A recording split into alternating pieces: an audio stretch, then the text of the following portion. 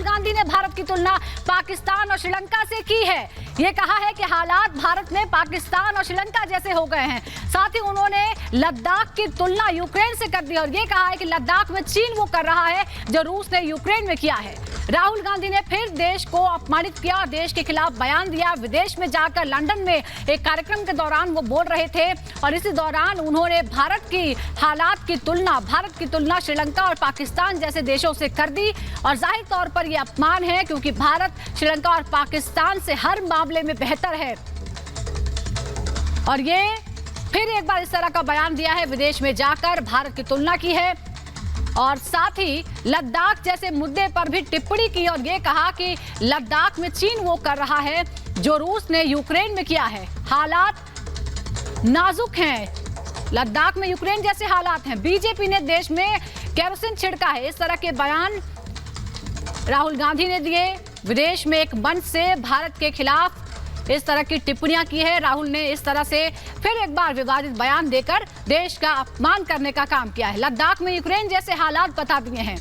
Ukraine में युद्ध छिड़ा हुआ है, उस पर विदेशी ताकत ने हमला किया है, लेकिन लद्दाख की तुलना यूक्रेन से कैसे कर सकते हैं राहुल गांधी, ये खुद उन्हें सोचना चाहिए।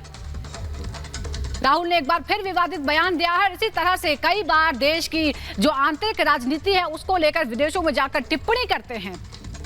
वो देश में विपक्षी पार्टी के नेता हैं, देश में अगर उन्हें कोई समस्या है तो यहाँ वो चर्चा कर सकते हैं, यहाँ वो बातचीत कर सकते हैं, लेकिन विदेश में जब उन्हें भारत का प्रतिनिधित्व करने का मौका मिलता है तो वहां जाकर देश के खिलाफ इस तरह की टिप्पणियां करना जाहिर तौर पर बेहद अफसोसजनक।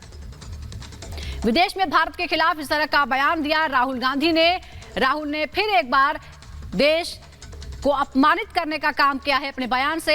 बीजेपी के खिलाफ टिप्पणी करते हुए ये कहा कि बीजेपी ने देश में केरोसिन छिड़क दिया है। और इस वक्त बीजेपी प्रवक्ता गौरव भाटिया हमारे साथ जुड़ गए हैं। गौरव जी, राहुल गांधी ने जो टिप्पणी की है उस पर क्या प्रतिक्रिया है आपकी? देखिए, यही कहा जा सकता है कि सियानी बिल्ली खंबा नोचे और जो भ्रष्टाचारी सांप्रदायिक वंशवादी कांग्रेस है उसके मंसूबों पे जनता ने केरोसिन छिड़क के खत्म कर दिया है।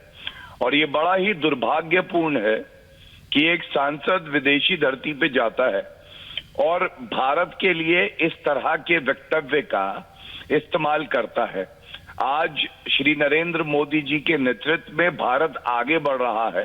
पूरे विश्व को दिशा अगर कोई देश दे रहा है तो वो भारत है, लेकिन ये गांधी परिवार से देखा नहीं जाता और राहुल गांधी की विश्वसनीयता आज 0-0 बटे सन्नाटा है। कोई इन पे विश्वास नहीं करता है। ये एक पार्ट टाइम पॉलिटिशियन है जो विदेशी धरती पे जाके भारतीयों की भावनाओं को आहत करते हैं।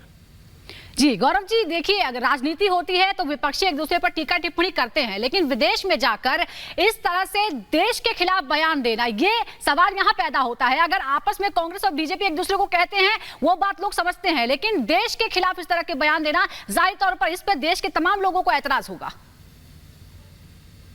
बिल्कुल, आपकी बात से हर भारतीय सहमत होगा। देखिए, विरोध राजनीति का हिस्सा है और इस पे किसी को आपत्ति नहीं है, लेकिन अगर आप सच्चे देशभक्त हैं, अगर आप अपने वतन से प्यार करते हैं, तो विदेशी धरती पे जाके तुलना आतंकवादी देश पाकिस्तान से करना, श्रीलंका से करना जिसकी अर्थव्यवस्था लचर है, और भारत जो पूरे विश्व में आज अग्रणी भूमिका निभा रहा है उसको अपमानित करना, ये जनता का अपमान है और जनता इनको बख्शेगी नहीं। जी, लेकिन हालात तो पहले ही खराब है। आपको लगता है कि जिस तरह के हालात पार्टी के अंदर बने हुए हैं, जिस तरह की स्वीकार्यता की कमी नजर आ रही है, ये तमाम कारण है जिसकी वजह से राहुल गांधी को इस तरह से एक्सेप्ट नहीं किया जा रहा खुद कांग्रेस पार्टी में, क्योंकि वो इस तरह की लापरवाही भरी बातें कहते हैं? देखिए, उनको ऐसे ही 51 साल का अपरिपक्व बालक नहीं कहा जाता, ऐसे ही पार्ट टाइम पॉलिटिशियन नहीं कहा जाता।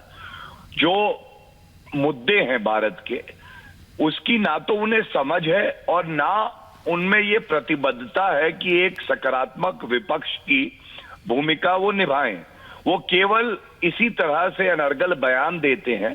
और आपने बिल्कुल सही बात कही कि विदेशी धरती पे जाकर जब आप अपने देश को अपमानित करेंगे, जिसने आपके परिवार और आपको एक पहचान दी, सब कुछ दिया, तो इसको कोई भी भारतीय नहीं स्वीकारेगा।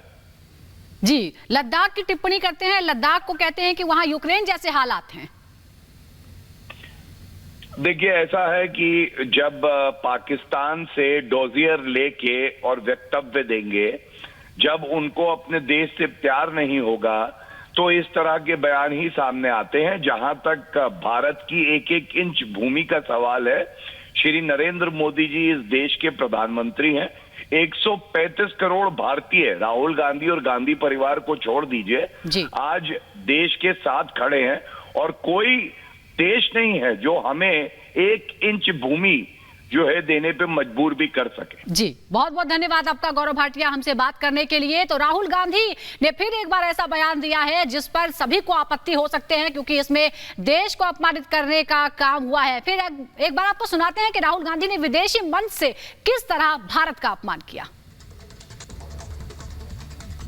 Recognize the parallels between what is going on in Ukraine and what is